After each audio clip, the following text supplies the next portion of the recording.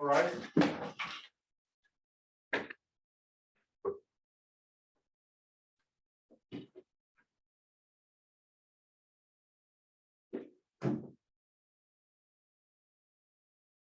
Oyez, oyez, oyez. Anyone having business before the King's Justice of this appear for justice, attend now and you shall be heard. Long live the King, the Honorable Justice Madam Henderson presiding. You may be seated.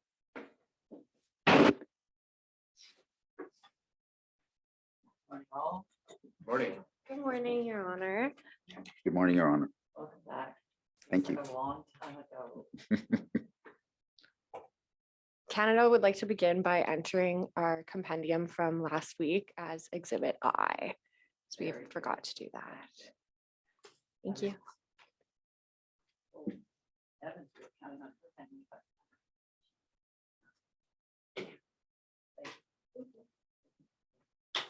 But just make-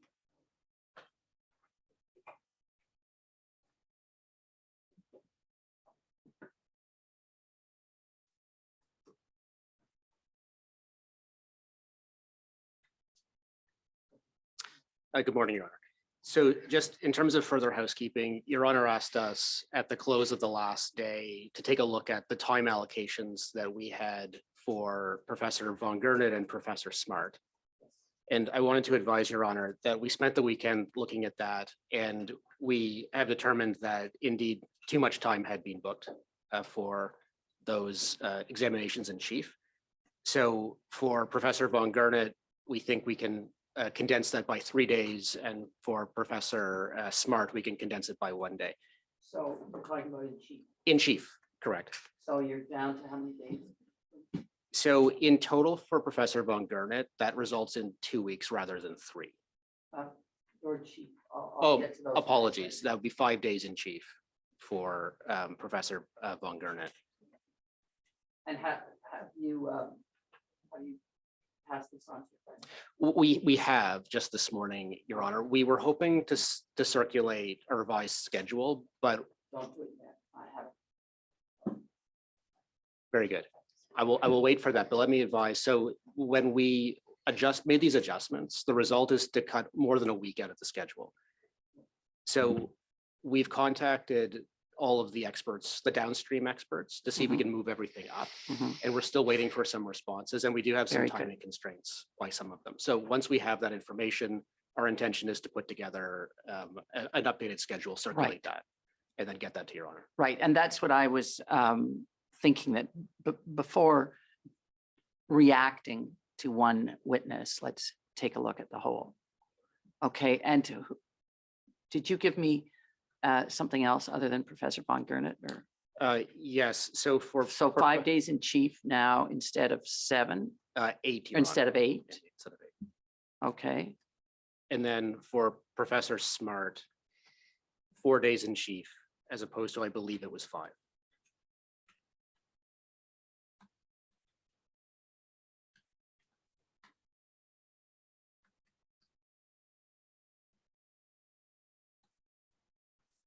okay.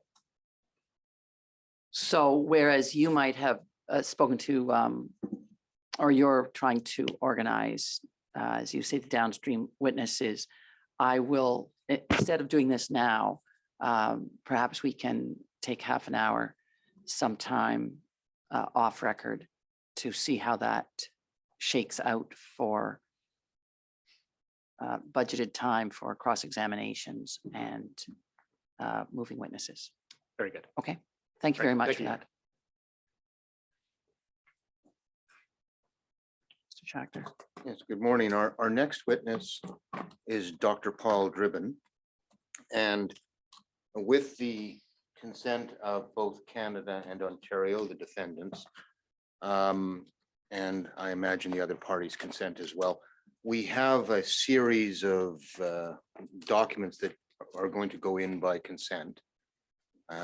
And so I thought what I would do before we have the witness sworn in was to go through all the, I guess, the documents to be entered as exhibits, if that's okay. Please.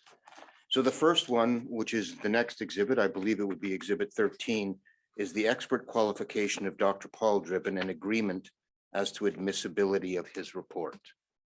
So I would ask with consent that that be marked as Exhibit 13. Thank you.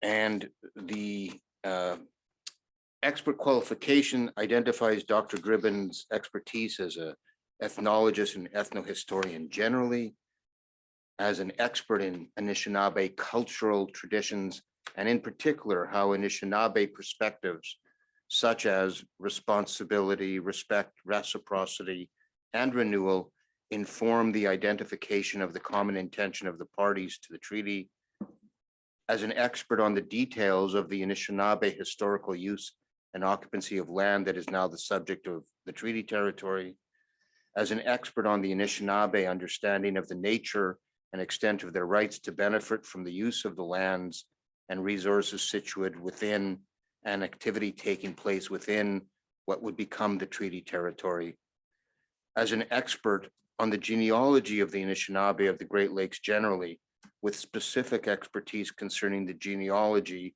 of those bands or tribes residing within the Robinson Superior Treaty Territory, as an expert on the demographics of the Robinson Superior Treaty Anishinaabe and the circumstances affecting the rates of growth of historic Anishinaabe populations.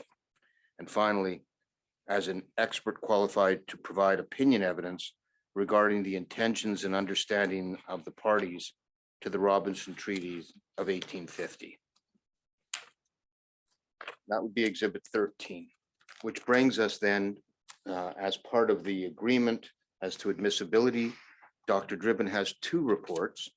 The first one, which would be the next exhibit, Exhibit 14, is his report entitled Happiness: How the Parties to the Robinson Superior Treaty 1850 Understood the Share of the Net Crown Resource Revenues the Lake Superior Anishinaabe were entitled to receive under the auspices of the Augmentation Clause when the treaty was made, dated January 30th, 2022.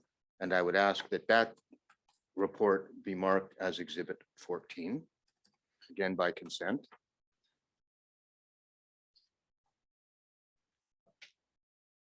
Thank you.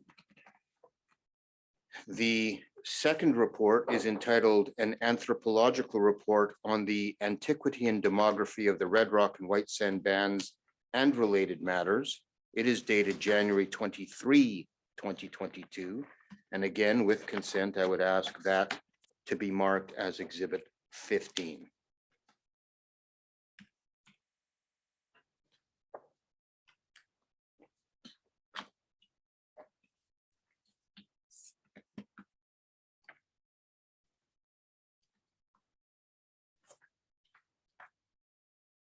Thank you. The next exhibit to be marked again by agreement, and I thank my friends for this, is an errata sheet, which should be Exhibit 16. And that's been handed up this morning. And the errata sheet identifies two typographical errors in Dr. Driben's report. The first one is in his happiness report at page 88. There was in the very middle of a paragraph on page 88, what should have been a citation. And so that's just been changed. So if one could look at the errata sheet, I've got. I'll just wait for it. Just the errata. Yeah, thanks. Go ahead. So the errata sheet at page 2 of this document, Yes. you can just see in the middle of the page, I've bolded the portion that should be deleted. Because all that's needed is, if you see the correction, it's a reference to map 4, not map 5. I'm just going to mark my own Yes, correction right in the report. yes. So where do I find this? It would be at page 88 of his happiness report. And where? And it's in the first paragraph. At the top, the first partial or the first? Yes. Okay. I see. Third line. And the third line where it says map 5, territory ceded in the treaty with the Chippewas 1837 and treaty with the Chippewas 1842. Yes, That should come out, and just before footnote 241 at the end of that paragraph, there should instead be C map 4. Right on the body of the text at page 88, yeah, just before the reference to bottom. 241, right. it just says C map 4. Oh, add that. Yeah, just add C map 4, because if you turn over on the previous page 87, you'll see the 2 treaty areas. Got it. Right. And then I delete this line, map 5, territory ceded. Correct. Got it. The second change is to his antiquity and demography report, which is at page 33 in the second paragraph. There's a reference to 1829 and clearly it's 1929. There's a typo there. Did you say page 33? At page 33 of exhibit 15, Got it. right in the middle of the paragraph with the I think you can see it's the sentence starting before 1829. That should be before 1929.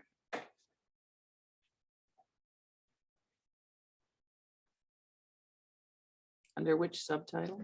Under the title AZA, Okay.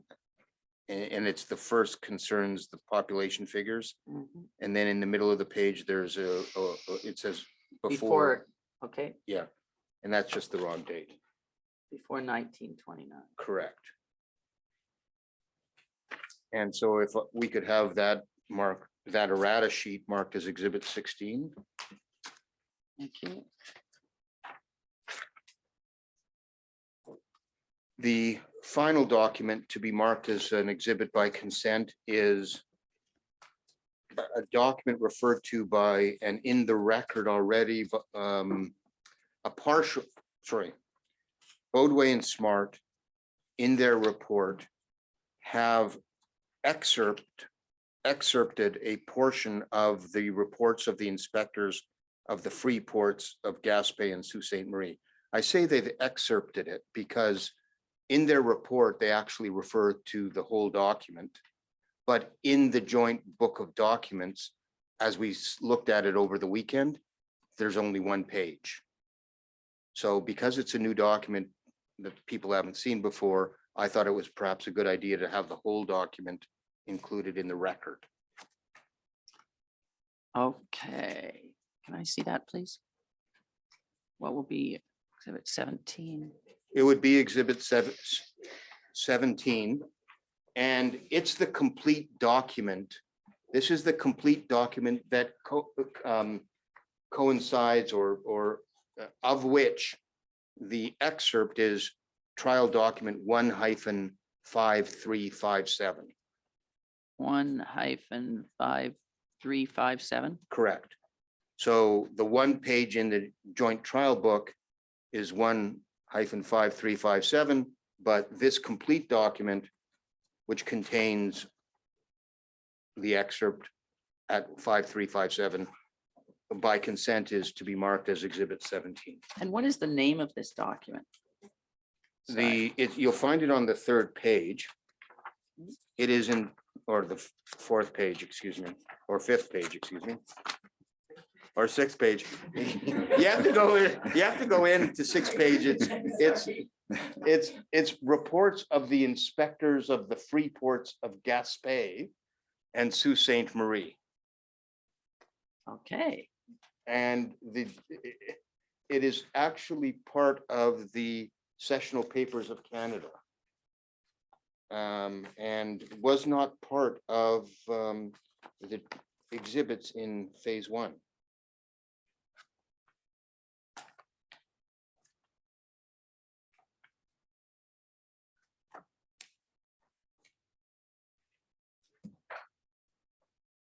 so just for the record, exhibit 17 should be then the inspectors of the free ports of Gaspé and Sault Ste. Marie. sorry, reports of the inspectors of the free ports of Gaspé and Sault Ste. Marie. Is there a year on this? 1865? The year of the publication is 1865, but the portion of the report from Sault Ste. Marie is in 1864, but we'll get to that. And so, and you're just noting that there is an excerpt, a single page excerpt of this report in the Smart and Bodway report. Well, I thought Smart and Bodway referred to the whole document. Oh. And indeed, there's a hot hyperlink, is that what they call it? Where you It's a can, new term. I yeah, know, you can click on their electronic version and it takes you to the actual document. right? But in the joint book of document, as it was prepared for the court, perhaps by in error, only one page of it was included. Perhaps they only ever intended to include one page and I misunderstood when I clicked on the hyperlink. But in any event, I think it's an important enough document in the history of this case to be Okay. included as a complete document.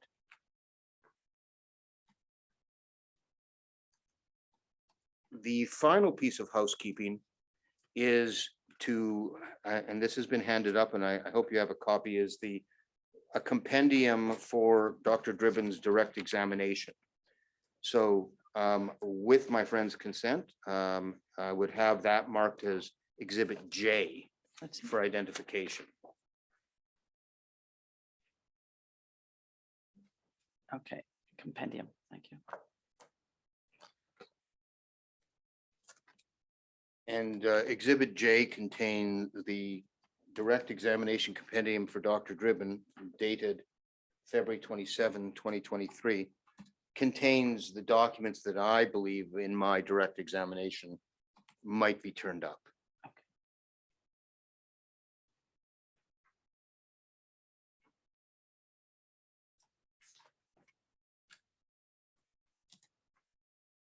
So Exhibit J for the moment that, Yes.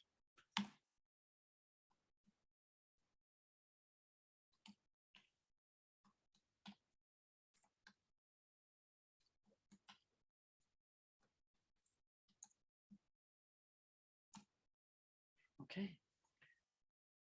So this brings us to the time, I guess we would swear Dr. Driben in as a witness. Would you like to affirm or take an oath? I like the firm, please. Do you solemnly affirm, oh, sorry, can you state and spell your name for the record? My name is Paul Driben, Paul Driben. Thank you. Do you solemnly affirm that the evidence to be given by you to the court touching the matters in question between the parties shall be the truth, the whole truth, and nothing but the truth? I do. Thank you. Good morning, Dr. Driben. Good morning, Mr. Schachter. I want to start by confirming that you understand that your duty here is to the court to be as much assistance to the court as you can. Yes, I do. My duty you- is to the court. And you signed an acknowledgement of experts duty, Form 53. I did. Now, I wanted to highlight some of your qualifications, just very, very briefly, and your CV is attached, I believe it's at page 117 of your happiness report, exhibit 14. And let me turn to there. So I understand you have a PhD in anthropology That's correct.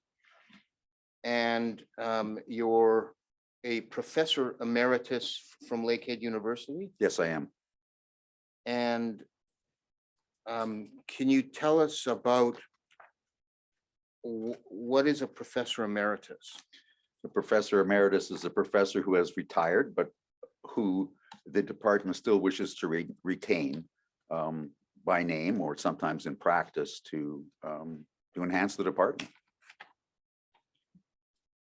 And can you please explain to the court your experience? Sorry, maybe I put it this way. how does field work and ethnohistory or ethnology combine? What's the importance of field work? Fieldwork in ethnohistory as an anthropological ethnohistorian is very important because what you see in the field, even among 21st and 22nd century people, are practices that are longstanding. And these practices that you see, the rules that you see people behave by, that superintend their lives, these rules help you to understand the documents that are written in the past. Because you have insight into what the participants, how the participants' culture works. And then that gives you insight into the documents themselves. And can you sort of give the court a flavor of the kind of field work you've done with the Anishinaabe? I've done field work with the Anishinaabe since 1967 in dozens of, maybe 24 communities. I can't remember the number right now. And during that time, I've had the opportunity to learn many things about the way Anishinaabe live, the way they work, play, marry, and so on.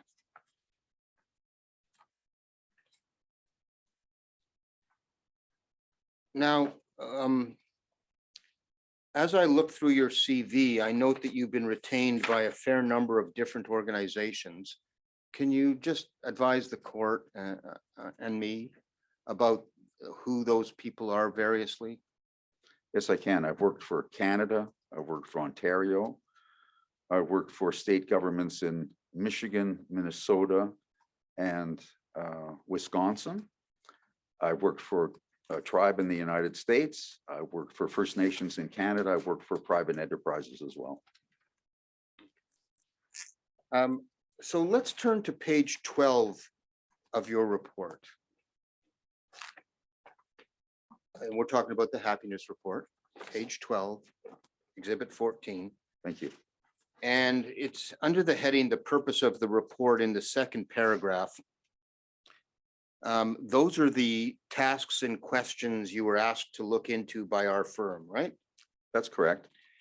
And I see, just trying to follow through, prior to that, at page 8 in the happiness report, you have your opinions summarized at pages 8 and 9.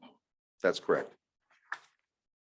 Now, I note that the answers that you gave and the opinions do not exactly track the questions asked. Is there anything the court should make of that? Well, what I tried to do was answer the questions in a way that would best assist the court in its deliberations. Okay.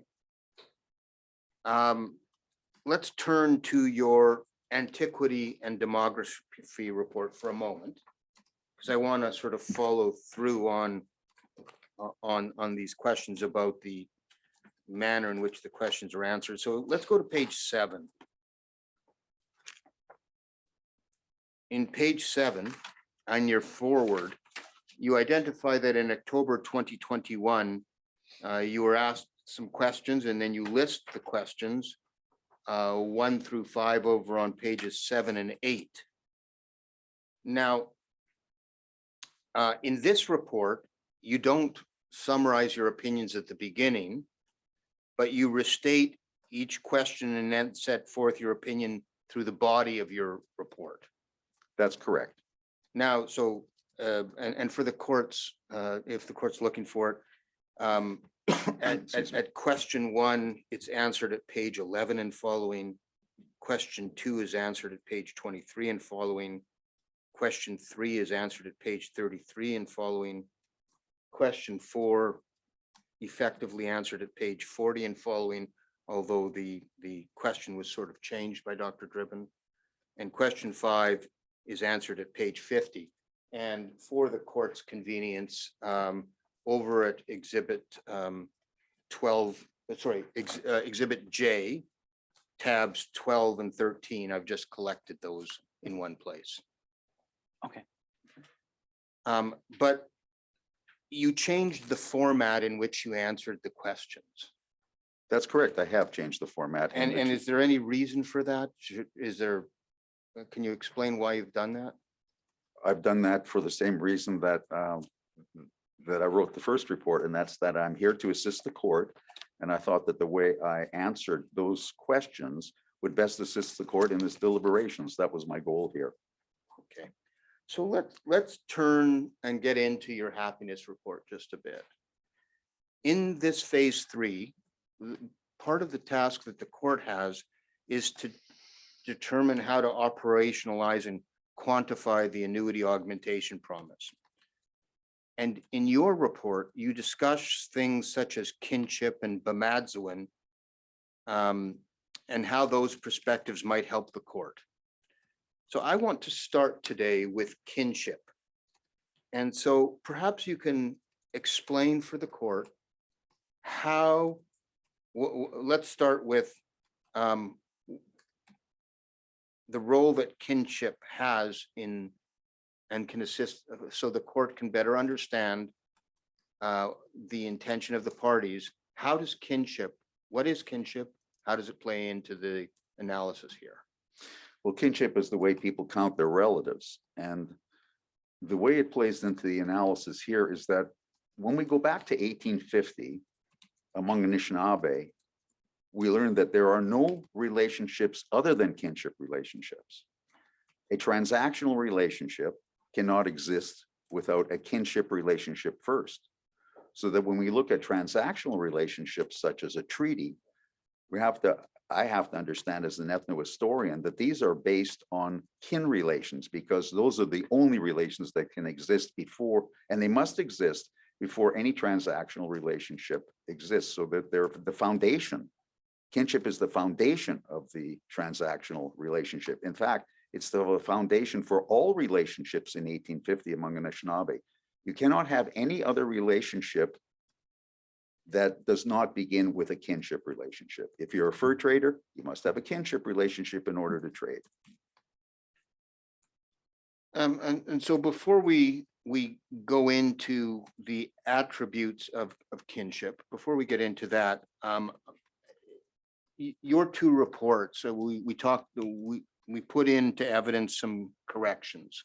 But aside from those corrections, you stand by the opinions in those reports? I do. Okay. Because we're not going to go through every bit of your opinion. It's there, but I wanted to highlight some aspects of it. So let's move to the attributes of kinship. What kinship relationship is important in this case? Well, in this case, the most important kinship relationship is between parent and child, and more particularly between father and child. And the reason for that is because of the terms of address that are used one towards the other, the way Anishinaabe use the term with reference to the newcomers, and the way that, or the crown, and the way crown actors use kinship terms in relation to Anishinaabe. So can you give us some examples of, like, when you say how they refer to each other, but can you give the court a flavor as to how and why you said it's father-child relationship, why that relationship's so important? It's important because all kinship relationships have attributes to them or characteristics to them. And these attributes are important in understanding the nature of the relationship. Say, for instance, that one refers to another as a brother. Well, then we have a symmetrical relationship from an Anishinaabe point of view. If one refers to somebody as father, you see it's an asymmetrical relationship. So the kinship terms, or the terms of address that are used, inform the relationship. And what are some of the attributes of the father-child relationship that are important in this case? Well, I listed those out on page 48 of my report, if I could take you there. It's a very brief statement. Right. Yeah, that's in the happiness report. I'm just going to ask you, sir, if you could just slow down a bit when you're speaking. Certainly. Thank you. So Dr. Driben, do you want to read out what you were referring to? Yes, I will.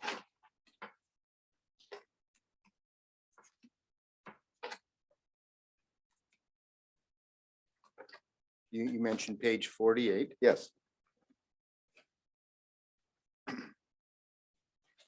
I'll read this.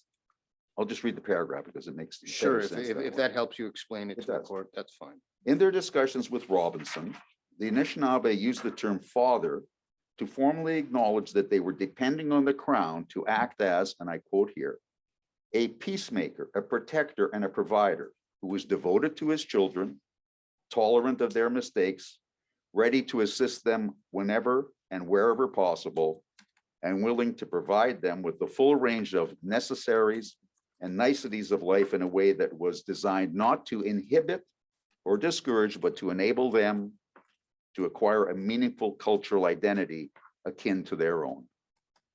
Those are the characteristics of Anishinaabe fathers in 1850.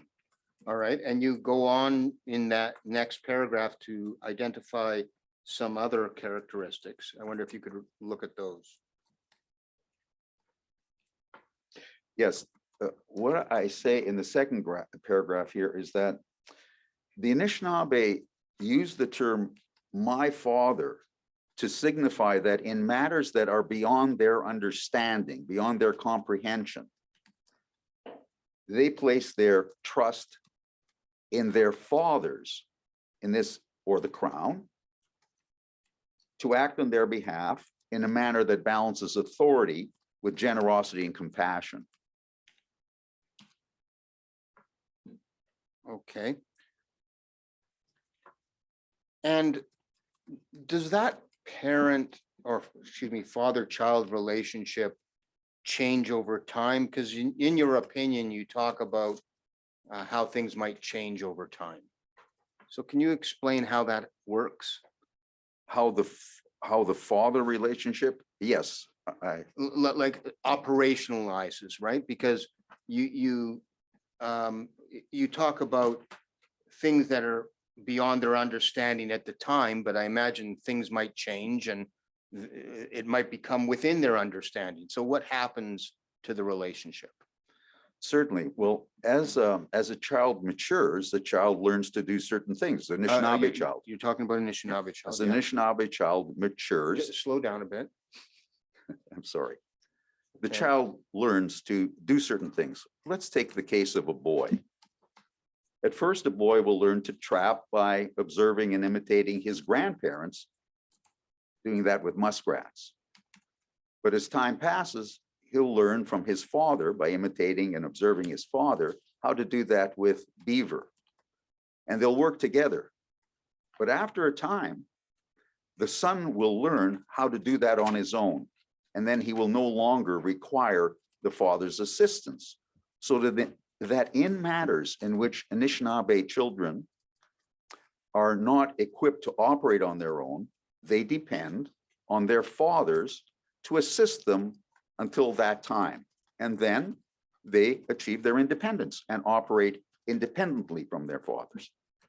But the father-child relationship still remains. Yes, the father-child relationship does remain, Mr. Schachter, but it has changed now. So the Anishinaabe child has become more independent of his father. Correct. So you spoke of generosity generally, you just mentioned it in your answer. Can you explain what it means, how generous an Aboriginal father/parent-child relationship is? I can. One of the ideals of Anishinaabe culture in general is generosity. I pointed that out the last time I testified. And in the case of an Anishinaabe parent, that trait still exists. But because of the bond between the child and the parent, the generosity is, if anything, even more accelerated. It's very important to be generous with your children. If I may add there, it's Yeah. important to be generous with your children because those children are modeling your behavior. And the generosity that exists in Anishinaabe society passes from generation to generation in this way and still exists today. Now, so far we've been talking about the Anishinaabe fathers, but can you explain how the Crown in 1850 and the Anishinaabe, there was a meeting of the minds, if at all, in terms of the use of the kinship metaphors? Yes.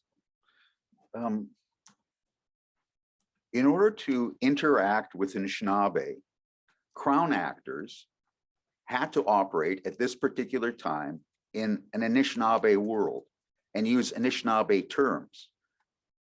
So they used, that is to say, the Crown actors used the term father in the same way that the Anishinaabe would understand the term father, as a protector, as someone who's generous, as someone who allows you to mature and take over your responsibilities as a proper member of society. And do you recall if the Governor General or Vidal and Anderson or Robinson used those phrases? Actually, all three of those men used those phrases, and others as well. And from the other perspective, can you give us an example of the Anishinaabe, perhaps in meetings or letters or petitions written to the Crown? Yes, well, the ethnohistoric literature has many of those petitions and letters and references to Anishinaabe fathers. Okay, and how about Potoshat, who is the chief of Fort William? Do you, I think in your paper, you may refer to it somewhere. So I want to ask a question about that.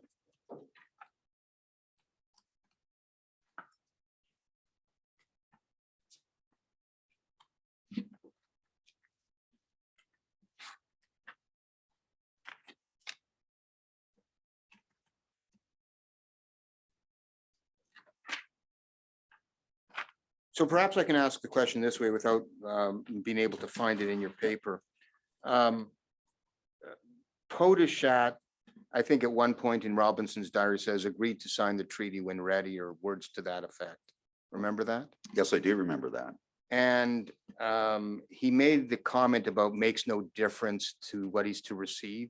Yes, And you testified that in phase one, that that's not what he really meant, that he did care. But what does his comments tell us about the trust he was placing in the Crown? it tells us that Potoshat placed his full trust in the Crown. Because what he's saying is, I trust you to do the best for me.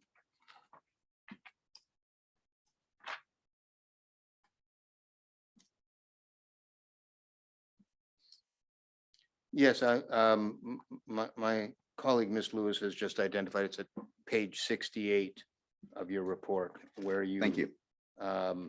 You actually just set out exactly what you just told us.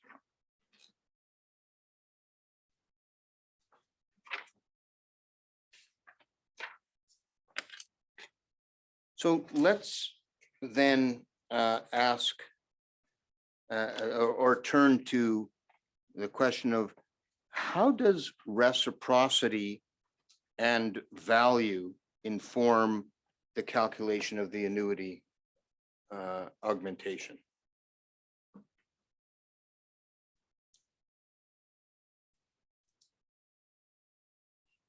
Reciprocity is important to understand in this context, because when we look back at 1850 and what the Anishinaabe agreed to, is they agreed to allow the Crown and its representatives and actors to enter and derive wealth from their territories, their banned territories. From an Anishinaabe point of view, access to their territories and the wealth contained in those territories was the greatest possible gift that Anishinaabe could bestow. And they, of course, bestowed this not only on the Crown in this case, but with other Anishinaabe people as well before this. So this is the ultimate present, if you will, or the ultimate gift. So that's the ultimate gift, but how does reciprocity figure into, I mean, that they're giving a gift of great value is understandable. Yes. But what about reciprocity? Well, What's that mean? reciprocity, Mr. Schachter, is the other side of the coin, because if you give a tremendous gift, you expect equal value, commensurate value for the gift in return. Now, I wanted to turn to page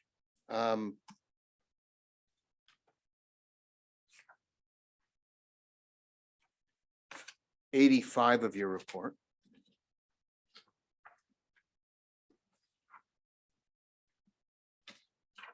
And you, in your report, you talk about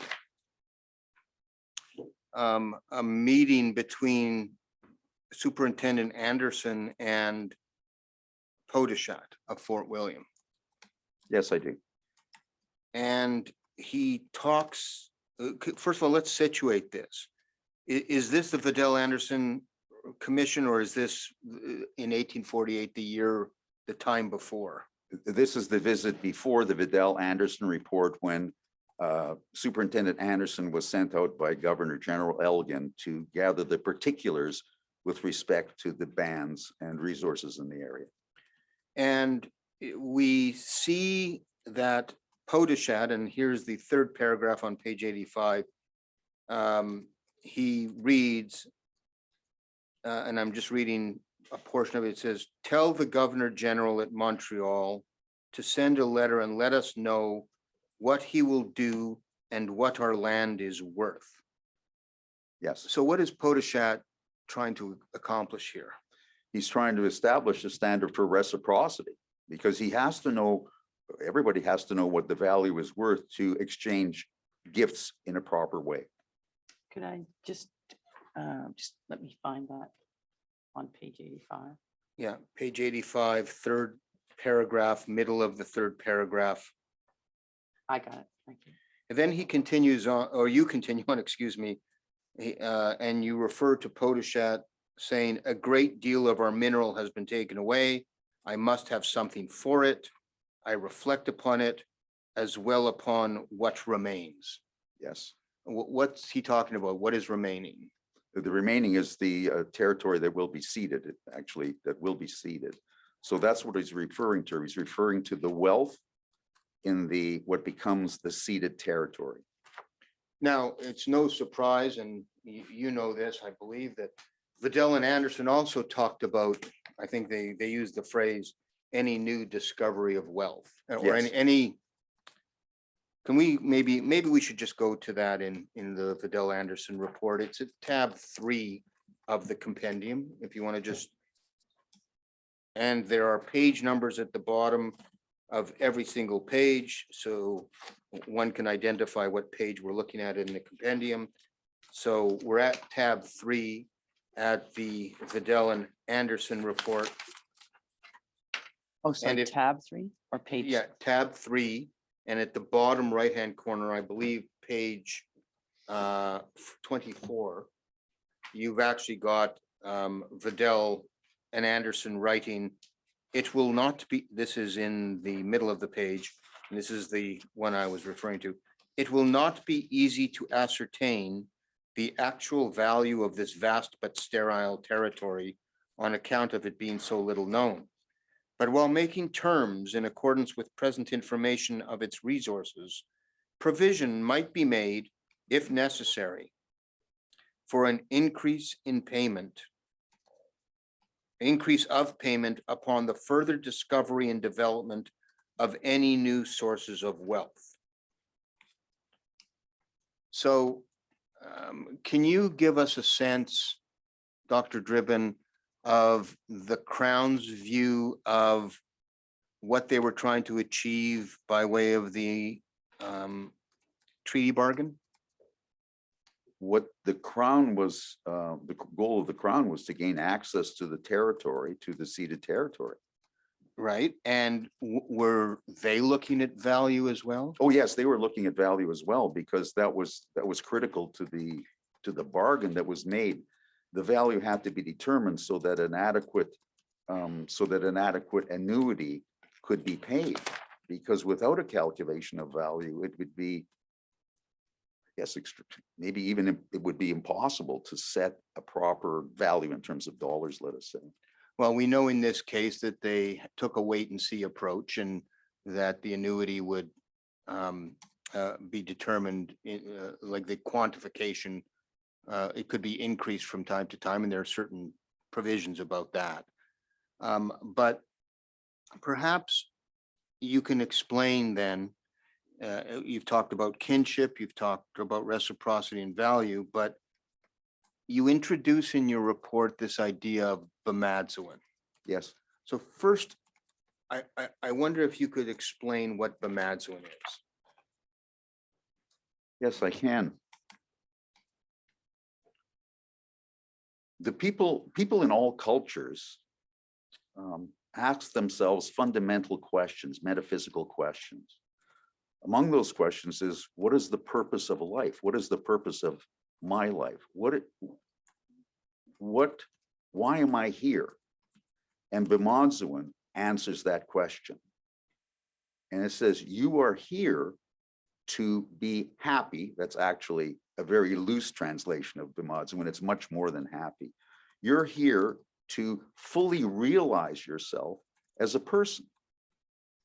You're here to become more of a human than you were when you started off. You're here to grow and thrive, to live a good life, a life with mental and physical and spiritual health, to live the red road, they call it, or the tobacco road. That's what Bemadzewin is. Bemadzewin is the goal of life among Anishinaabe. And if I would just add that if you take a look at the ethnography, which are the descriptive accounts of Anishinaabe, you look at somebody's work like Hallowell, Irving Hallowell, famous ethnologist. Do you cite that Yes, person? I do cite him in my discussion of Bemadzewin. And what Hallowell points out is that when he was in the field with the Barons River Anishinaabe, which are close to the Manitoba border, what he discovered was that the concept occurred often among the people. And I discovered the same thing. And I'm not the only one who found this out, because when you do field work with the Anishinaabe, and when they get to know you and trust you, because that's important, then you're there as a student and you want to learn things. And you learn from them about Bemadzewin because they talk about it frequently, not only in the past, but even today. The discussions of Bemadzewin are ubiquitous among Anishinaabe. So I can understand it as being a goal, but how does it help the court figure out what the quantification of the annuity should be? There's maybe I don't understand the connection. Could you explain the connection? How does Bemadzewin fit into the calculation of the proper amount of an annuity augmentation? I dealt with that question, Mr. Schachter, in the section of my report, in the coda, the very last section of my report, under a heading called "The Elephant in the Room." Okay, let's just find that then. That's at page 94 of your report. The elephant in the room. Yes. And the question I ask is, what would it cost to support Anishinaabe in their quest for Bemadzewin today? Oh, okay, but I want to stop you Yeah, there. sure. Sorry to interrupt, but you've told us about reciprocity and value and kinship, Mhm. The father-child relationship. Yeah. Driving, I think you called it a gift of equal value. How does Bemadzewin fit into the quantification of the gift or the reciprocity? Well, in exchange for the access to the territory and the wealth it contains, the Anishinaabe also had a goal in mind. And their goal was Bemodzuin, because Bemodzuin, or the tobacco road, let me call it that, that particular life had taken quite a beating during contact with the newcomers. So that the idea of reciprocity is something that they really desired. They desired it as much as the crown desired access to the territory and the wealth in the territory. At Okay. least as much. The value of Bemodzuin is it's a fundamental guiding principle of Anishinaabe philosophical thought, then and through time right up until today. So I think here in your report, you talk about from the Anishinaabe perspective, at least for sure, the Anishinaabe perspective, money per se was not the goal, Bemodzuin was the goal. Yes, I believe that money per se was not the goal. Bemodzuin was the goal. That's correct. Okay, so I would just like to add one other thing too, Yeah, because sure. I mentioned that in my report. Despite the fact that money was not the goal in the negotiations, material resources, material wealth is still required to achieve Bemodzuin. Sir, am I trivializing it too much to say that there's a contemporary cliche that says, I don't need money to be happy, but it sure makes it easier to be happy? I guess that would be one way of putting it, Your Honor. It just makes it possible for them to forget the burdens that we all carry in our daily existence, and to pursue Bemodzuin.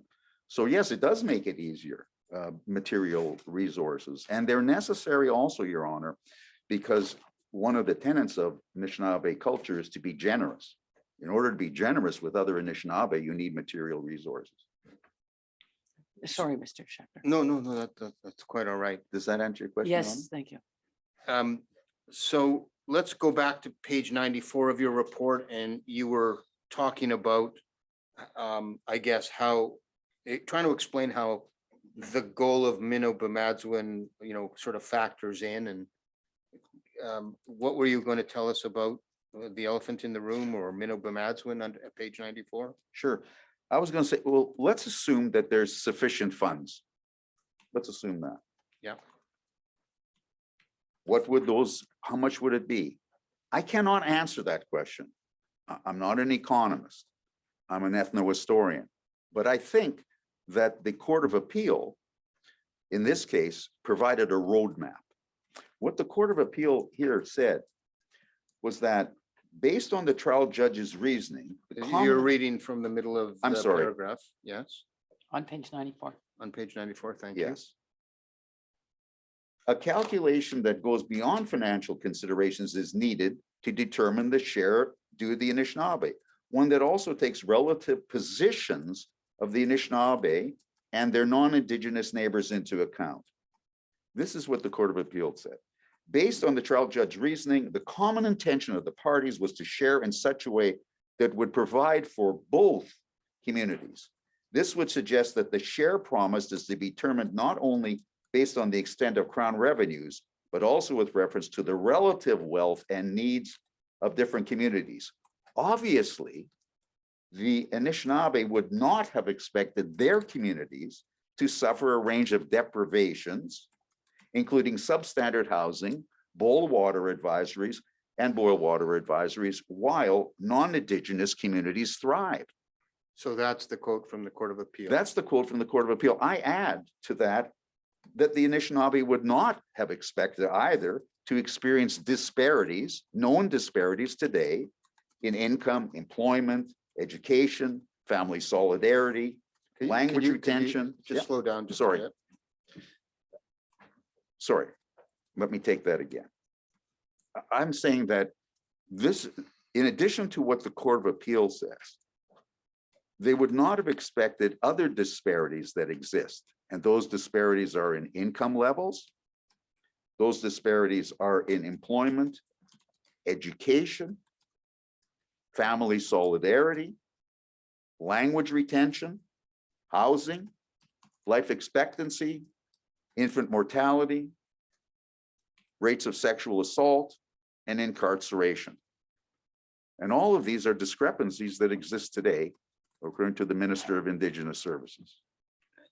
So the Anishinaabe would not, the Court of Appeal is saying they would not have, the Anishinaabe they're speaking of, would not have expected these disparities. So explain, so Bemadzwin as a goal has something to do with eliminating disparities between peoples? Well, the bargain that the Anishinaabe made was so that they would thrive, that they would, revitalize their culture and thrive as a people. And this information, these data, these disparities indicates that that has not happened. They are not thriving as a people. And that's what the Court of Appeal is saying. There are disparities, and that is not what the Anishinaabe expected in 1850. So that when you look at the disparities, that's one way of looking at the financial burden. Okay. The financial burden, you mean the quantification? The quantification of the share. Oh, okay. So I want to take you back to, you just referenced back in 1850. I want to take you back to the petition of 1852, which is at tab 2 of the compendium. And it's at page 8 of the compendium itself. And this is a petition we've seen in phase 1. And it's the petition of the Fort William and Lake Superior Ojibwe, including the Nipigon Ojibwe as well? That's correct. And how do you know that it's also from the Nipigon? Because Ojibwe. it's signed, this petition is signed not only by the chiefs and representative headmen of Fort William, of the Fort William or Lake Superior, the Fort William Anishinaabe, let me put it that way, but also by the Lake Nipigon Anishinaabe, which are the Anishinaabe who live around Lake Nipigon. Well, perhaps we can go to, you say signed, but let's go to page 11.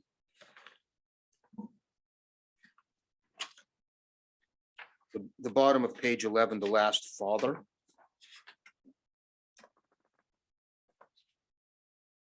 Page 11 at the bottom, you've Yes. got some signatures and it says, Father, we chiefs and elders and all our young warriors, your children, we salute you at the beginning of this year by touching the pen so that you will know what is written on this paper as our word.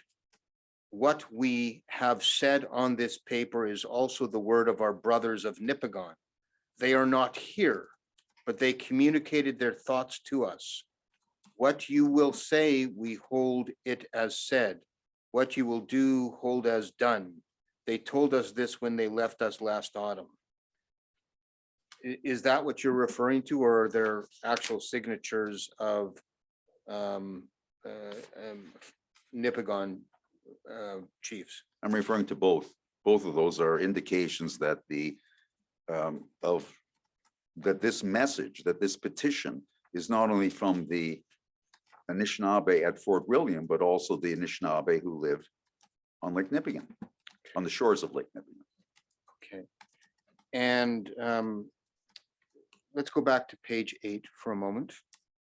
And I want to have you address the second paragraph. First of all, I note that the reference is numerous times to father, father, father. This is one of those instances where they're invoking the kinship relationship. Well, it is one of the instances, but the instances are ubiquitous. This is the term father that gives meaning to the relationship between Anishinaabe and the Crown and its actors. And that's why you see the term father here. You will also see the term father in other petitions. You'll also see it in memorials. You will also see the term father during negotiations with Lord Elgin, say, the Governor General. Discussions with Lord Elgin, I should say. So the second paragraph says, Father, you said to the Indians, my children, Yes. you have no need of strangers to manage your business. I am your father. You are my children. You should have confidence in me. I will take care of your interests. You will not have anything to complain about. Yes. And so let's start by saying you have no need of strangers. Do you know who the strangers he's talking about? Or the author is talking about? Yes. They're talking about Alan MacDonnell, who was an advisor to the Lake Superior Anishinaabe and the Lake Huron Anishinaabe as well. So if you could go over to page 9 of this document, in the third last father.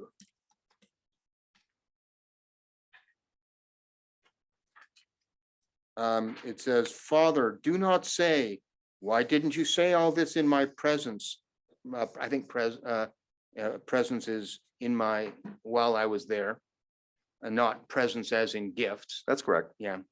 We find what we need every day. The great being is generous for his children, but to foresee all that we will need for us and our children, we are not used to seeing so far. That is why we wanted to charge one of your white children to speak with you. We thought, according to what you told us, that you would look after the interests of your children. And still today, we see that the little that we have said was not heard. So again, is this, who are they talking about, the white children to speak with them?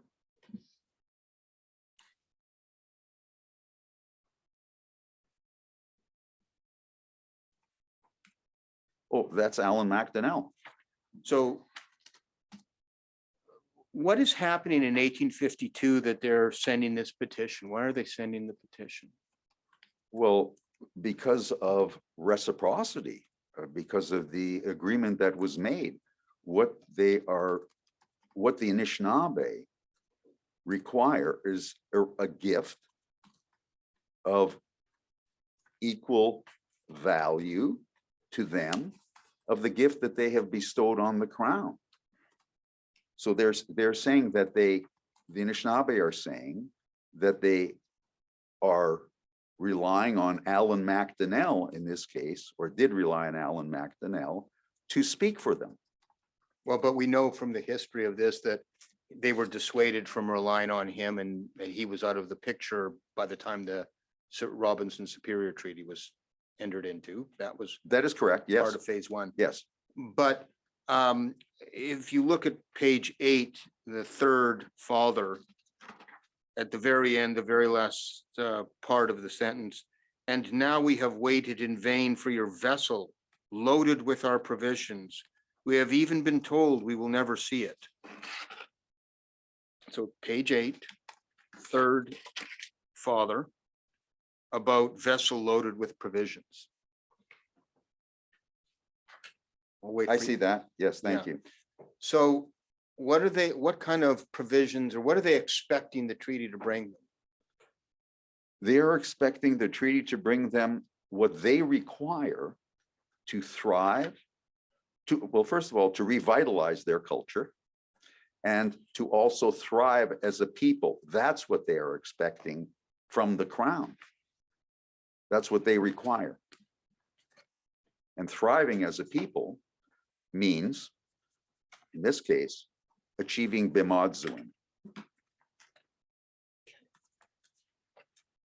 Let me just catch up for a moment, please. Thank you. I don't know how we're doing for time, if now would be a good time to break, and I think now would be a Great. good time to break. for me. Okay. Let's do it.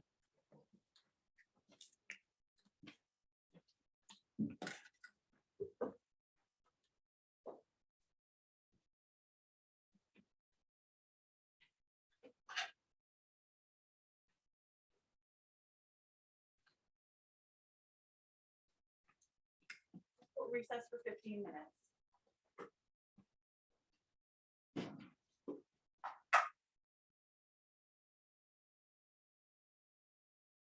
All right.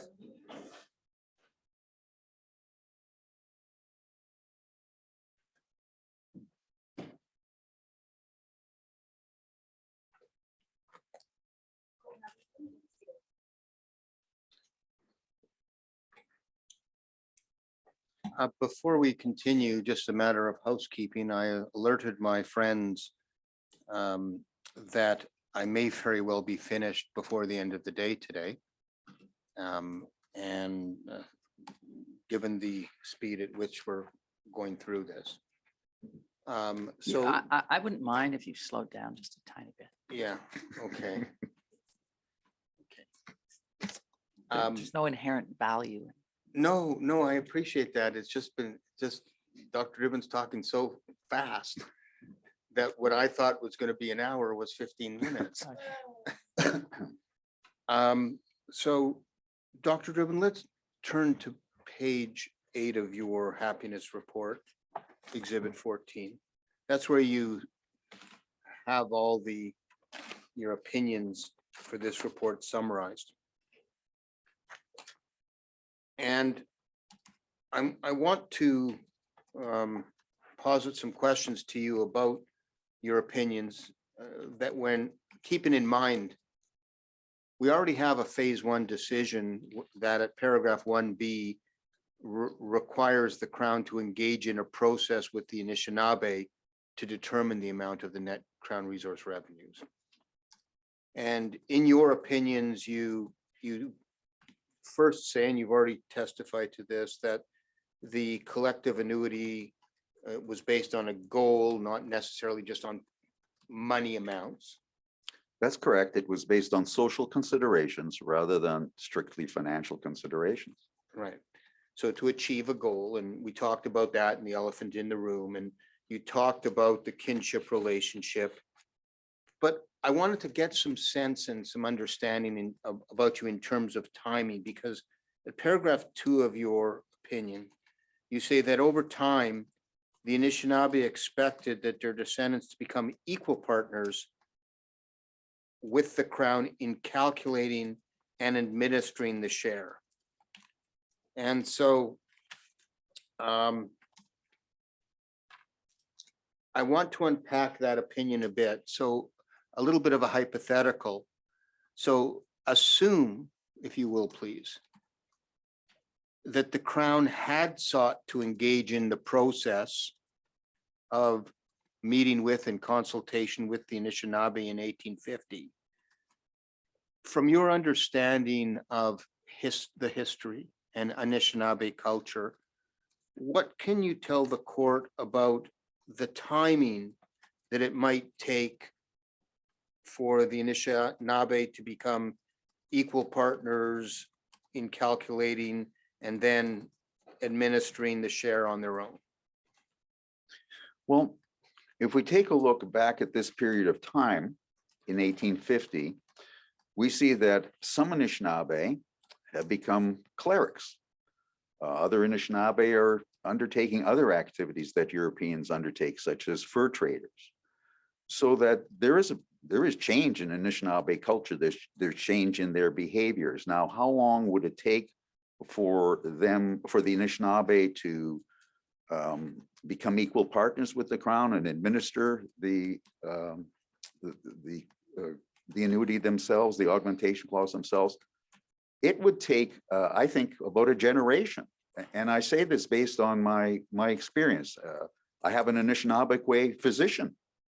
I had an Anishinaabe who was a financial advisor of mine.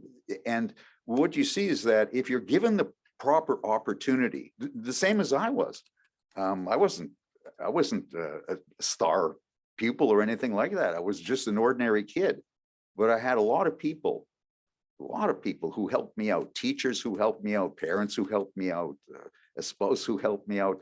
And all of those people made my voyage to become an ethnohistorian all that much easier, so that it took me about 30 years, and as you practice, of course, you become better, but I was competent by the time I was 28 years old.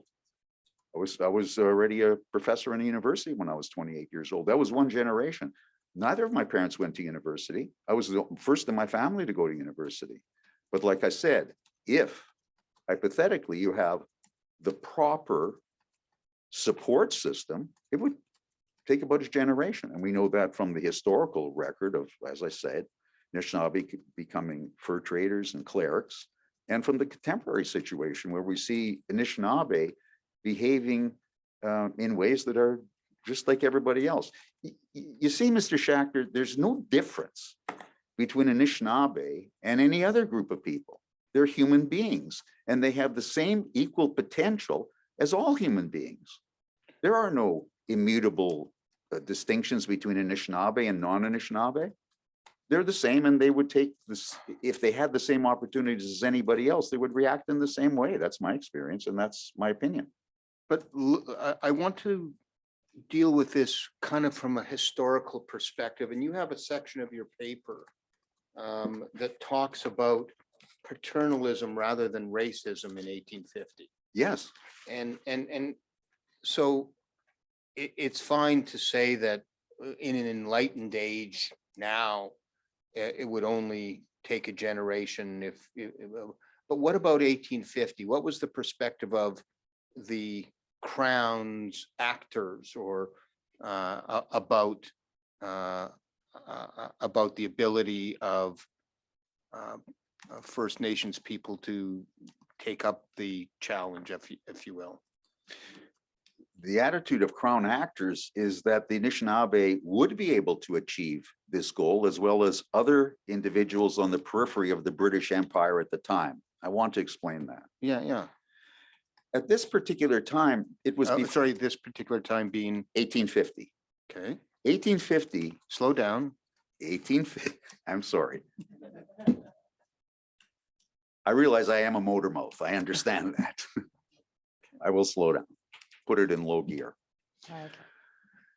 At this time, The Origin of Species has not yet been published. And that's an important fact, because when The Origin of Species is published and the idea of evolution comes into play, biological evolution, that's taken up by certain social thinkers or sociologists. And they regard human beings, they place human beings into separate immutable classes. And there is no possibility of achieving what the higher group can do, so that the basic way the system works is that whites are at the top, blacks are at the bottom, and people are in the middle. That's the way it was looked at right after The Origin of Species, when the social Darwinists started writing. But before that time, the attitude of the British Empire, British Crown officials, was not racist, because the concept of race was not well developed at that time. Instead, if you look at their writings and their speeches to the Anishinaabe and their talk about Anishinaabe, you'll see that they regarded them as children who had the full potential to achieve whatever other members of the British Empire could achieve, because they regard them as children. But that's paternalistic, that's not racism. And children mature. And they believe, that is to say, the British Crown believed that the people in the British Empire, the far-flung reaches of the British Empire, could achieve whatever the Crown individuals had, whatever the citizens of Britain had achieved, let us say, because they had the same human potentiality. Racism only came in later, Mr. Schachter. Okay. Could I ask two questions, please, arising from that? So when is it that racism comes into play? After 1859, Your Honor, after. So by 1900? Oh, yes. Oh, for sure. So within 50 years, now it's not just paternalistic. Yes, it changes. It changes very rapidly after the social Darwinists start writing and become influential. And then people start thinking in terms of race. They start investigating race. They start measuring head size, intelligence, things like that, to demonstrate the accuracy of their predetermined proposition that there are immutable differences between populations. Okay, but you refer to the pre-social Darwinists as the state of mind or the state of general thinking of those people who negotiated the treaty or entered into the treaty or were the crown actors, in fact, behind the treaty. That's what I Yes. understand from what you said. Yes, I believe that they said, they called the people children. They said, you know, they act like children, but they still acknowledge that they had the potential to become equal participants in the empire. Okay, my second question arises from one of the excerpts that Mr. Schachter just took us to, where in the petition from, I think it's from Fort William First Nation, they said, and that's why we sent one of your white children. And so if we understood that the father-child reference or calling one another that was somehow developed because there had to be a kinship relationship, why? Maybe it's obvious, maybe it's not. Why are they referring to this other person, MacDonnell, with whom they have no, they don't know anything about MacDonnell's relationship, presumably, with the crown. Why are they calling him a child or one of your white children? Well, I think that's just a matter of a figure of speech, Your Honor. I think they're talking about the crown as head of all the people. So it's one of your white children, just as we are your red children. Oh, so they continue this notion, or they overlay their notion of their own relationship, child-father, onto MacDonnell, who must be obviously a child to the father, who is the father of all. Is that? That's correct. The Great Mother oversees. All of us are the Great Mother's children. Okay, thank you. Today, the Great Father's children. Well, I'm not sure I understand. Are you suggesting that MacDonnell was seen by the crown as lacking capacity or being a child? No, I'm saying the reference in the communication is just a reference to a person who's a white person. He is one of your white children. We are one of your red children. I don't think they don't mean anything more than that. Well, is it an authority issue? If you're the Great Father, you're the relationship that you have is a relationship of authority over the red children or the white children. I'm sorry, I don't quite understand, Your Honor. Well, it's a follow-up on Mr. Schachter's question. If it's not, what was the word you used? Well, I talked about paternalistic. If it's not paternalistic, if it's not a paternalistic attitude that the Anishinaabe attribute to the crown with respect to MacDonnell, is it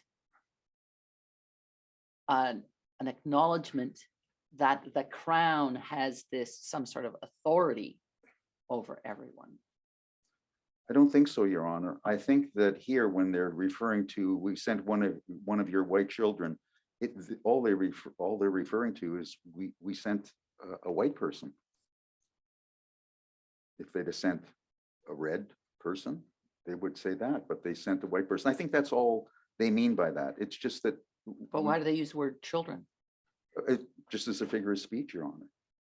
They're using the term children often in their communications with crown officials. And crown officials are using that as well. And so I take it nothing more than this figure of speech, Your Honor.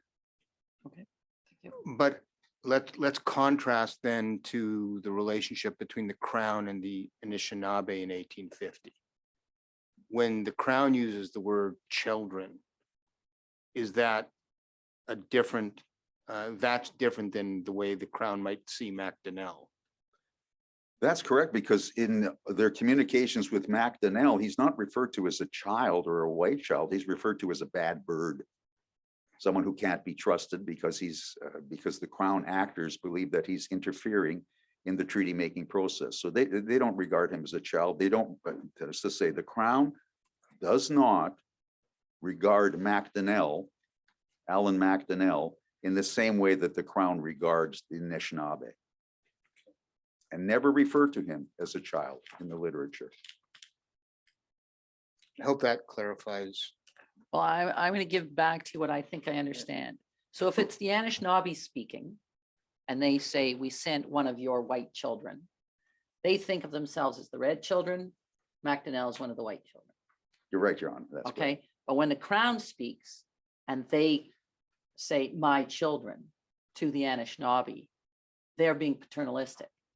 That's correct, Your Honor. And they're not being paternalistic when they refer to MacDonnell. MacDonnell's some, in their view, some rogue, some bad birds, some guy, but they don't have a sense of him in the same way of children because he's one of them.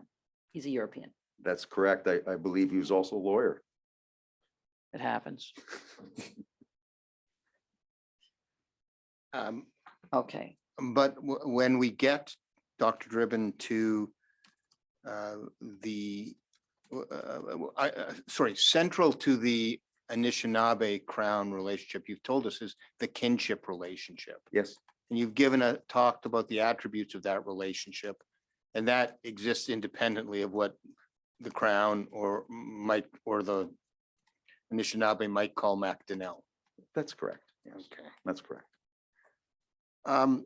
So you talk about the timing being about one generation. From your knowledge of history and your specific expertise as an ethnohistorian who has studied the Anishinaabe, is there something you can tell the court about how would the parties deal with disputes about how the annuity is calculated? Because you talk about them being equal partners. What happens if there's a dispute? How does that work? Well, I think it would work the same way that a matter of public policy would be a dispute over public policy would be resolved in a band, which is to say, first of all, they would have individual meetings among the members of the extended families that form the band, each with a headman or principal man. Then once a consensus was reached in those families, they'd move towards a larger consensus among the extended families that form the band at a meeting of the chief or meetings with the chief to determine the consensus of where to proceed in public policy.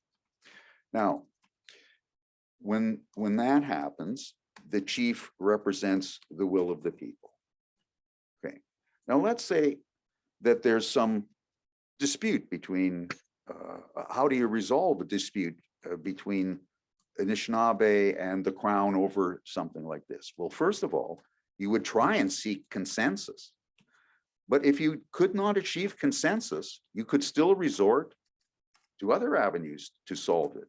You could resort to the court, or in the case of Shingawakons, who after the treaty was signed within a year said, gee, this was not the agreement that I thought we agreed to. He said, Shingawakons, that is to say, made it known that he intended to travel to England to see the Great Mother herself to resolve the dispute. So if there is no consensus, they would seek a method to solve the dispute by looking to a higher authority to solve the dispute. In this case, we're talking about in 1850 with Shingawakons, we're looking at the authority of the Great Mother, who was the ultimate power. All right. Thank you.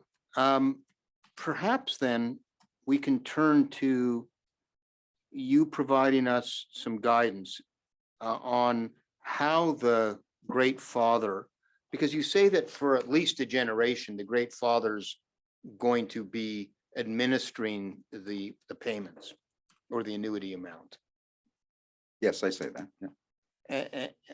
And can you tell us, based on your knowledge of history and ethnohistory and the Anishinaabe culture and the interaction with the Crown at the time, can you explain how you think the Crown would have administered the annuity payments until the Anishinaabe could look after the administration themselves. Well, they would, in my opinion, they would administer it as Anishinaabe fathers would administer it. They would administer aid to their children, if I can use the term generally, in the most generous possible way, in the way that would assist the Anishinaabe to revitalize their culture, as I said before, and thrive as a people. So perhaps we can turn to the Vidal Anderson report. Okay, before we go there, you seem to find it an easy answer, sir, to say when the question is, how would the Crown do it? In 1850, but I'm not a super expert on British history, but weren't they, colonizing other lands? Did they have any reputation for or any history of working with the people in the lands, in the territories that they colonized, of providing opportunity for those people to take over and run their own affairs? I don't know about the rest of the British Empire, Your Honor. It's beyond my knowledge.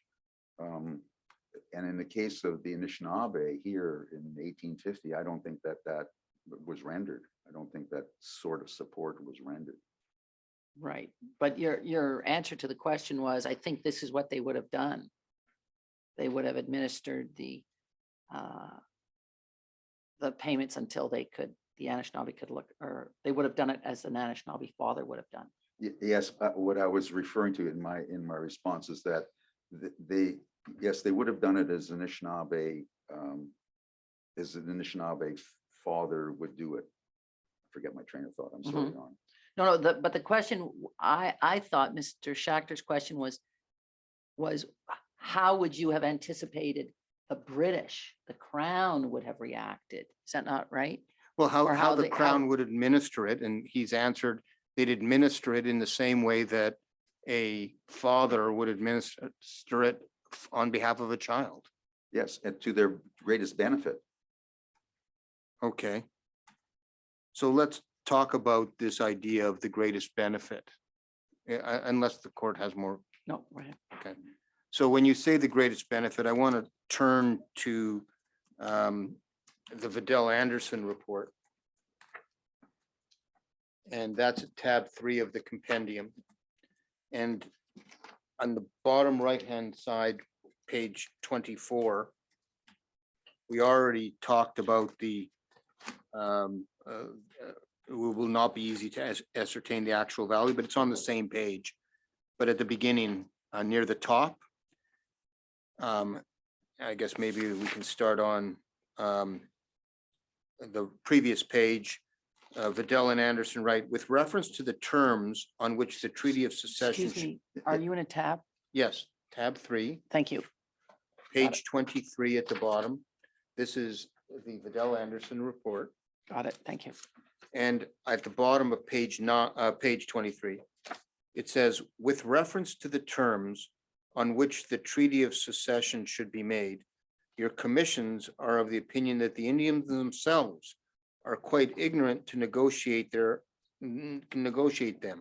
confessedly ignorant of the value of the lands, and having no proper idea of large sums of money, as an instance of which it may be mentioned that one of their chiefs demanded as compensation $30, another 60, and another 100 per annum for each man, woman, and child forever. They are equally deficient in knowledge as to the way in which the payment should be made to them so as to be of the greatest possible advantage to them. And here I take it he's talking about how the annuity payment would be used. Yes, that's correct. That's what Vidal and Anderson are talking about here. And that phrase, the greatest possible advantage, expresses how the Crown, they believe the Crown should the augmented annuity should, or the annuity, let's say, should be administered. But just to be clear, when you say they, you're referring to Vidal and Anderson. I'm sorry, yes, Vidal and Anderson believe that it should, that the annuity should be administered to the greatest possible advantage, to the greatest possible advantage of them, which is the same way that a father would administer. And the Vidal and Anderson continue on to say, although some had judgment enough to consent to an appropriation of a portion of any payment they might receive to education, instruction in agriculture, and in the purchase of farming stock and implements, many would prefer getting it all in money. And so when you talk about the Crown's, Vidal and Anderson as agents of the Crown, this is their view of what the annuity should be spent on. Yes, it should be spent on, they say here, education, instruction, and agriculture, and so on. European endeavors. Okay. And so what would happen, and again, this is a bit of a hypothetical, but if the money came in so well and there was so much wealth to share, or so much of a share of net Crown resource revenues that they didn't need it all in 1 year, Yes. what would their great father, who wants their great possible advantage to them, do with the money? I mean, how would they work with it? How would the Crown work with it? I don't know exactly how they would work with it, but they would work with it so that it produced the greatest possible advantage to them. I don't know what the mechanism would be. That would be some sort of financial mechanism, I suppose. But whatever the mechanism is, the idea is that they're going to administer it, which is to say the annuity, to the greatest possible advantage of the Anishinaabe. And they're doing that because the Anishinaabe are not capable of administering it themselves. They are children, but in time, they will not be. But at this time, they are. In 1850, the Anishinaabe are regarded as children. Now, you talked earlier about areas that were beyond the expertise of the Anishinaabe, and that they would, they sought out Alan MacDonnell for one, they looked to their father for another. But is there anything in terms of Anishinaabe culture that speaks to the willingness of the Anishinaabe to reach out for help? Oh, Anishinaabe reach out for help all the time. I mean, they because if they encounter a situation, if Anishinaabe, Slow down a bit, please. sorry, I get excited. When Anishinaabe encounter a situation in which they're unfamiliar, in order to adapt to the world, they have to embrace the knowledge. They have to embrace the new knowledge that they require. And they do that. That's a common theme in cultures, I would say, that people adapt to changing circumstances. And that's what Anishinaabe would do here. Perhaps then we can turn to a new subject unless the court has any particular questions about this area. Dr. Von Gernot is going to be testifying, I believe, later in this trial, and he has some criticisms about your work. And you've told us about how Anishinaabe perspectives such as reciprocity and kinship and the father-child relationship inform the interpretation and implementation of the treaty. I want to turn to Dr. Von Gernot's concerns and have you address those. I believe in the compendium, we have an excerpt of Dr. Von Gernot's concerns.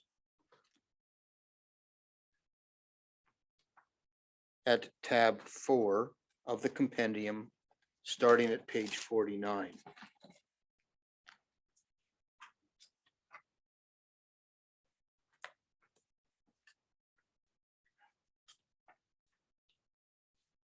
And so at the top right-hand side is the number of Dr. Von Gernot's report.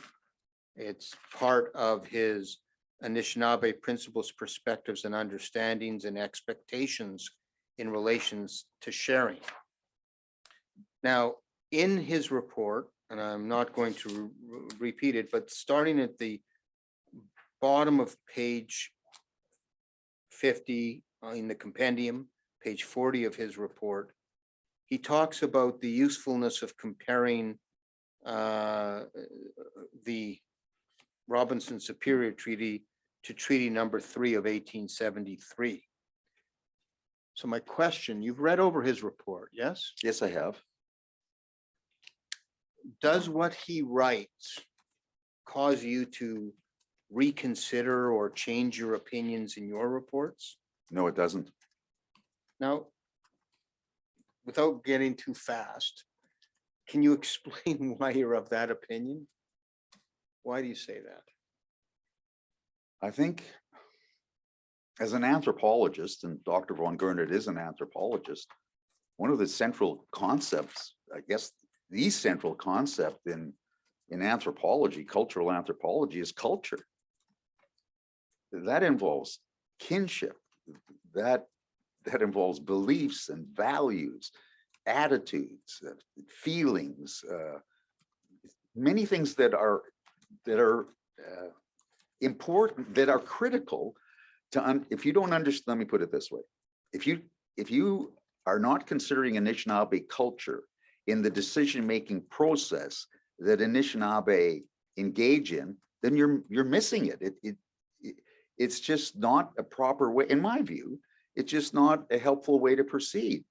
An anthropological analysis by a cultural anthropologist has to make reference to cultural things, because that's our stock and trade. Kinship in particular, in this case, when we go to the field, when ethnologists go to the field, one of the first things you learn is the genealogical method. And you construct a genealogy of the community that you're working in. And then you can see the relationships among the people, and you get demographic information that way. Sorry. Jeez. Whew. Yeah, take your time.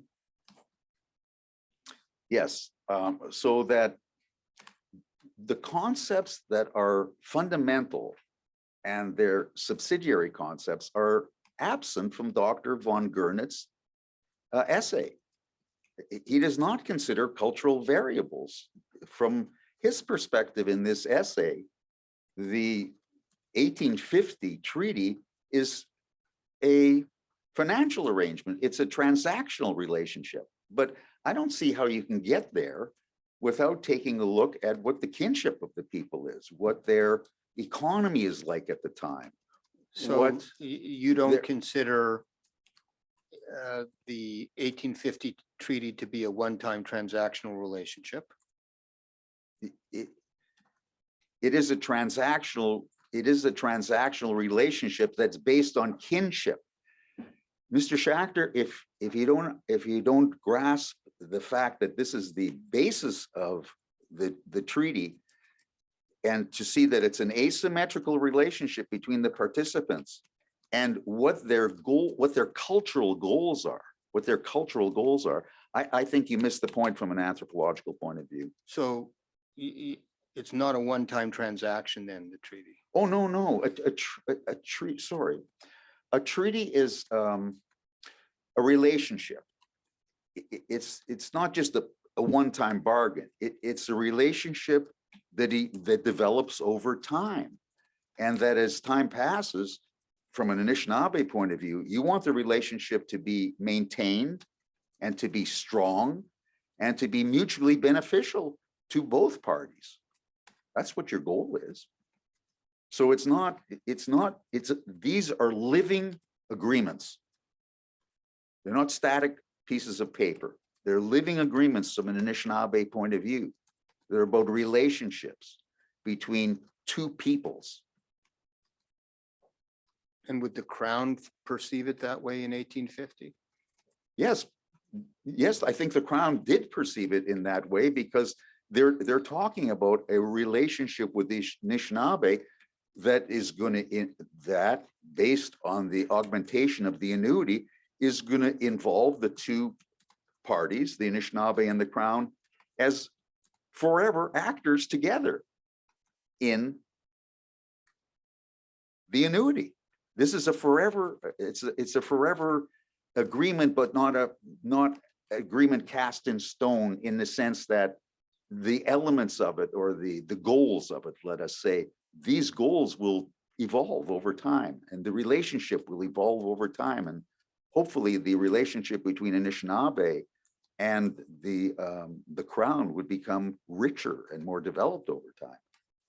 So a treaty, from the point of view of Anishinaabe, is a living agreement.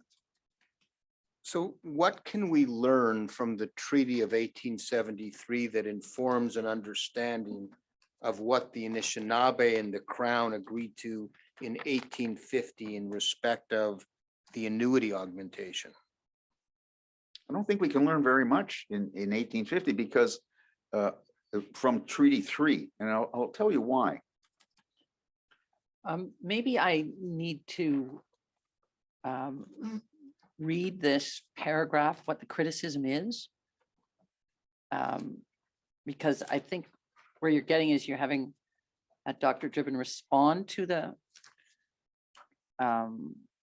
criticism that uses a comparison with Treaty 3, but I don't recall it as well as I should. Okay, so maybe I can summarize it. If Yeah, just put the yeah, criticism to Dr. Driben. right. So Dr. Driben, what Dr. Von Gernert says is, his complaint is, if you take a look at what the Anishinaabe in Treaty 3 were asking for, if they had a culture similar to the Anishinaabe in 1850, they too in 1873 would have expected the parent, the great father, to look after them. And because in 1873 they aren't asking for this ongoing annuity relationship, that somehow that informs informs or is a critique of your belief or of your opinion that the kinship relationship mattered in 1850. So I will try and rephrase it. Dr. Von Gernert is critiquing you for your reliance on the kinship relationship, because he views the 1873 treaty number 3, as not invoking that kinship relationship or ongoing relationship kind of thing, and ongoing relationship of a father and a child. And so he suggests at page 51 of the compendium, 41, he says, if a reconstruction of Indigenous beliefs, expectations, anticipations, and views relating to the Robinson treaties are to be based on human universals such as happiness, purportedly unique Aboriginal cultural features, teaching of the 7 grandfathers, or such other broad factors as what the Anishinaabe understood to be their kinship, parent-child relationship with the Crown, referring to your happiness report, then surely these same universals, cultural features, and broad factors informed the list that the Anishinaabe leaders presented to the Treaty 3 officials. Now that list is earlier in his report, and it doesn't include in an augmented annuity. The circumstance should have prompted any scholar, such as Dr. Driben, to reconsider his opinions numbered 1 through 3, which we've seen at page 8 of your happiness report. So that's the criticism. And so we're trying to unpack your response to that as to why you think that the two treaties are different, why you can't take his criticism, why his criticism is wrong, is perhaps the most open-ended way to ask it. So Different time, different place, different treaties. There's one with an augmented annuity and the other has no augmented annuity. And those are big differences in the treaties. So, and I don't really see how treaty number 3 negotiations, whether the term great father is used or great mother is used, I don't see how that informs us. In my view, you have to look at the cultural features of Anishinaabe in 1850 to understand what the goals were in 1850. Likewise, if I were investigating Treaty 3, I would want to see what the goals are there, or for any treaty. In my experience, and I've looked at many treaties over the course of my career, they're all unique. You can compare them for certain purposes, but if we want to understand what the intentions of the parties were in 1850, then we have to look at the situation in 1850 and the circumstances of the Anishinaabe in 1850, not the circumstances of Anishinaabe in 1873. What I do know about Treaty 3 is that the Anishinaabe in the Treaty 3 area were in a different position with respect to Europeans than the Anishinaabe in 1850.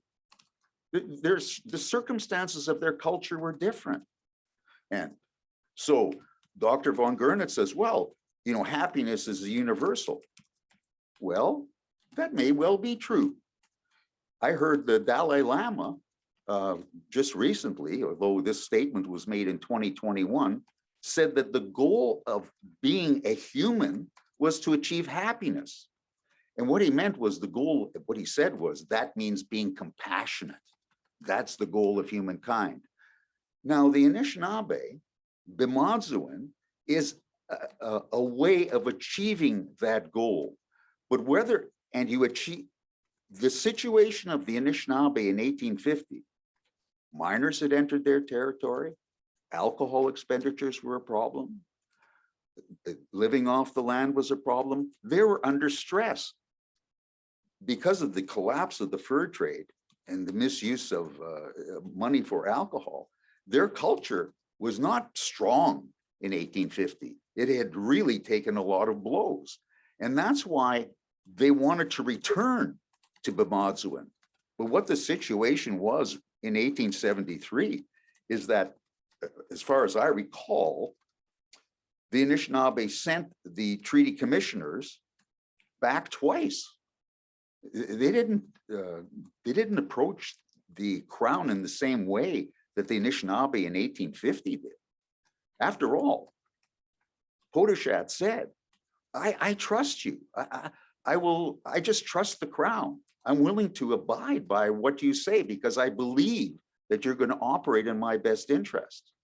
But in Treaty 3, that wasn't the case. They sent them back. They sent the commissioners back because they didn't believe. The Anishinaabe in Treaty 3 sent the commissioners back because they didn't believe that. But so we have a different situation here. And Treaty 3, in my view, is not shedding any light, or precious little light, let me say, on the negotiations of the 1850 treaty. It's a unique treaty. Okay. I've never seen one like it in the United States. I've never seen one like it in Canada. It's the only one I've ever encountered that has an augmentation clause. Can I just go to your question or go to your first answer then, Sure. sir? You said the question was, why is it a faulty comparison? And you say different time, different place, different circumstances. Yes, Do you factor in different leadership? certainly, Your Honor. That would I should have said that. Okay. Yes, different leadership, because if you look at a leader like Potoshat, say in 1850, who's, you know, he represents the will of the people, but he's not sending people away. He's not like the Anishinaabe in Treaty 3. I can't recall who the particular negotiators were. Well, I was just reflecting on the difference or the circumstances of Potoshat and Shinglekons when on day one, I forget those dates, September 6th or 7th or 8th or something. On day one, Potoshat says, I'm willing to sign, and Shinglekons says no. And even the next day, it's not so clear that he's not overwhelmed by others in his party. Yes. So anyway, I just wondered if that was a factor when you say there are differences. Is that a difference that you would take into account? I think so. When you would look at that, you look at the leadership of the people and the circumstances of their lives at the time, for sure. And when you say in 1850 miners were a problem, collapse of the fur trade was a problem, alcohol was a problem, do you say, I'm just trying to finish that thought perhaps of yours, do you say that wasn't the situation with Treaty 3 or do you know? You say that culture in 1850 was not strong and had taken a lot of blows. Is there a difference in 1873? Is it more remote? Is it less connected to the Europeans? Has it taken fewer blows? I don't know, Your Honor, but if I were doing an analysis of it, an ethno-historical analysis, I would take all those factors into account. Oh, so you're saying that, okay. So there are factors you neither you know nor Professor von Gernot has said that these things are the same. Yeah, I'm Okay. saying, Your Honor, you have to take these factors in. You should take these factors into account as an ethno-historian, because ethno-historians deal with culture. Okay. Now, Dr. von Gernot continues his criticism down on the page in page 51 by reference to an 1874 treaty. And he says, further, as I said earlier, this is Dr. von Gernot speaking. He says, further, as I said earlier, this also explains why members of the RST Fort William band felt that their people had signed a bad deal and that their neighbors in Treaty Number 3 had made themselves wise by our example. And I want to actually turn to that petition and discuss that with you. And I think you'll find the petition is found at tab 5 of the compendium at page 52. And it's very hard to read. And it was trial exhibit in phase 1-1108. And as part of that process in phase 1, there was a transcription done. So the transcription is at the front.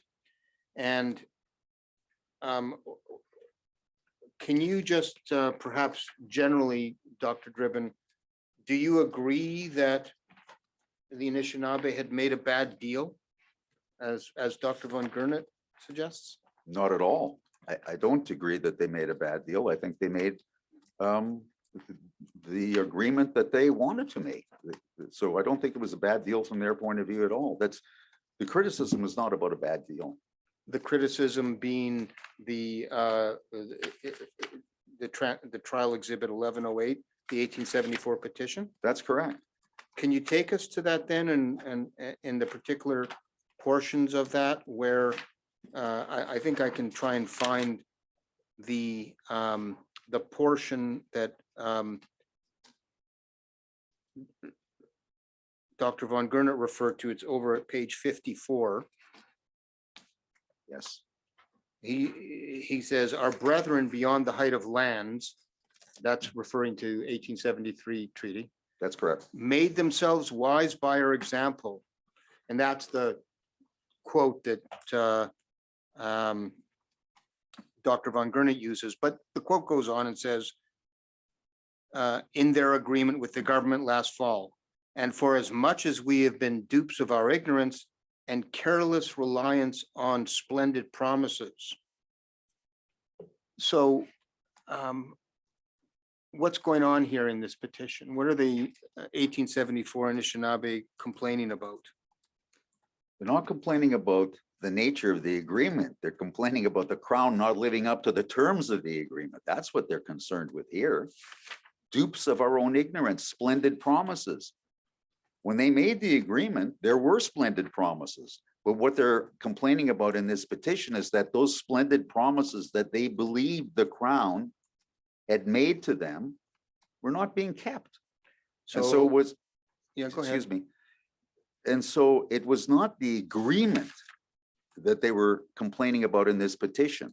Instead, it was the way the agreement was administered. Okay.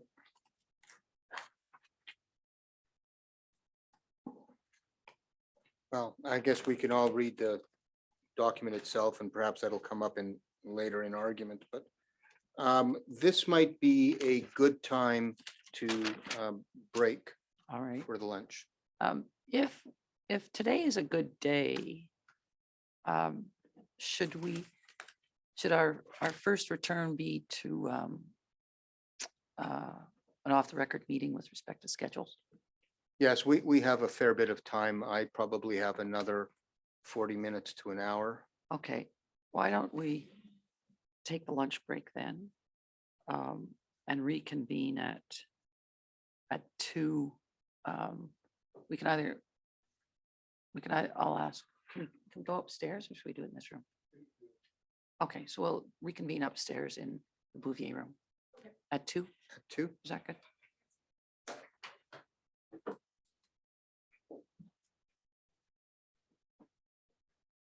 It's going to.